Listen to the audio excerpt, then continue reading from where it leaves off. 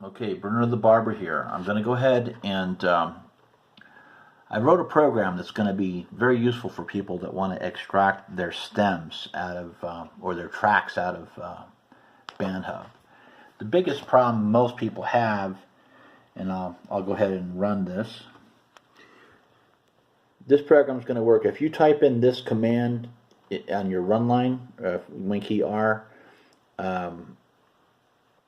let's see if I can get it in focus here.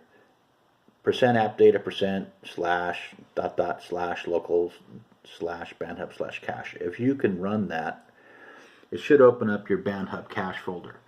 If it does that for you, my program will probably work because I'm using that in the program to open up your folder and stuff like that. The biggest problem we have is we have no idea what this mess is. Different dates, different timestamps. We don't know what song ends, where one begins, whatever else. Okay. So what I'm going to do is really easy. So I wrote a program. It's a bat file. Okay.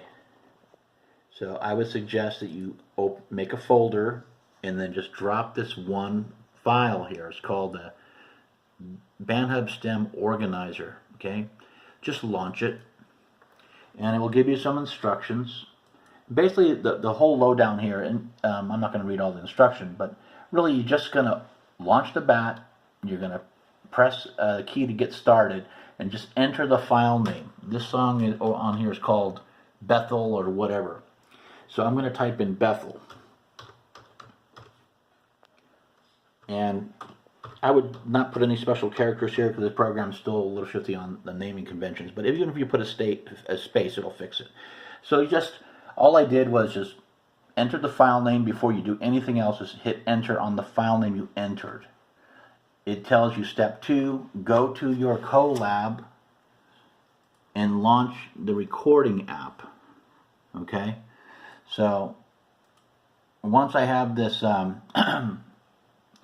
this Collab in place here, I'll just hit launch recording app. This is going to download some new files to the cache folder that we're aware of. You can see it here. It's downloading. It's going to mix in here you'll see, with the other files that are there. You can probably figure it out because yes, it's today and it's this time and all that, but it's still kind of a pain in the ass to have to go through this, and then you don't even know what the heck this song, the file names are that belong to whatever song.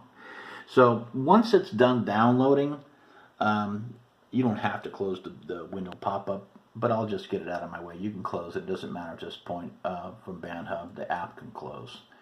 If you left it open, it doesn't matter. All you're going to do is just press another key that once the downloading is done. Boom. Okay?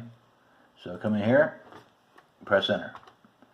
So it took the 3 files. Now, there's 2 tracks on this, but let me explain that to you as well. It took the 3 files, okay? And if you press, and it shows you it processed them, and I'm going to hit any key, and it's going to open.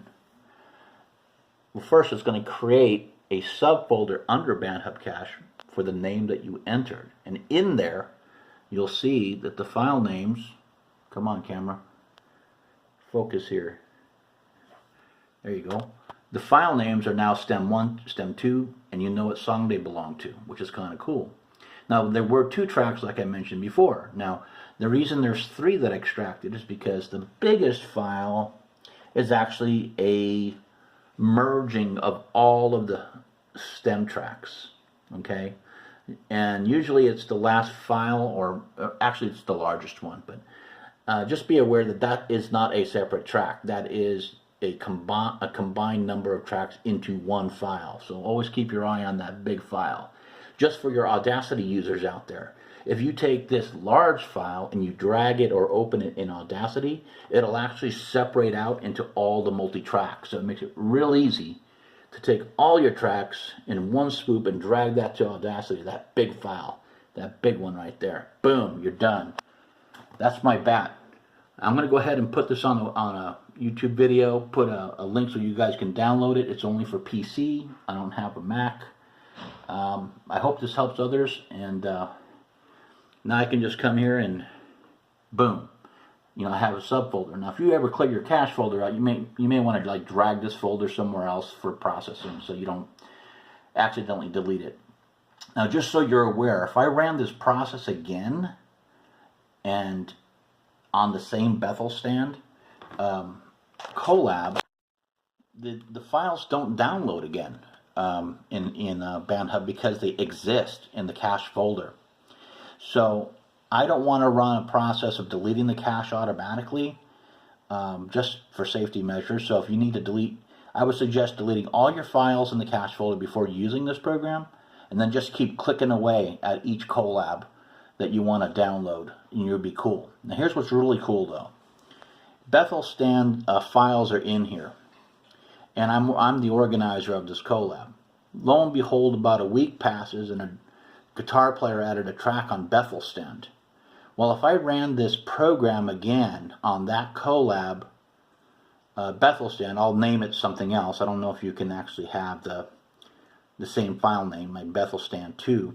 But if I reran it, the downloading of the files would only download the guitar player's new tracks, and it would only move over the new tracks to a that it downloaded. So whatever it downloads at the time of running this program is what it moves into the subfolder. If the files exist in the folder when you run the launching of the recording app, it's not going to download anything. So what's kind of cool about that is you can actually just grab new tracks from a Collab over time, if you left your files intact in this folder. Just not to get too crazy with it, but just run it to taste. But if you're not sure, just clear the files out of here, just the OGGs and anything else, and leave the subfolders alone. But again, this program is totally cool. I'm going to go ahead and just put it out there. If somebody wants to use it, I'm going to use it so I can record, I can drag things into my DAW. And this is Bruno out.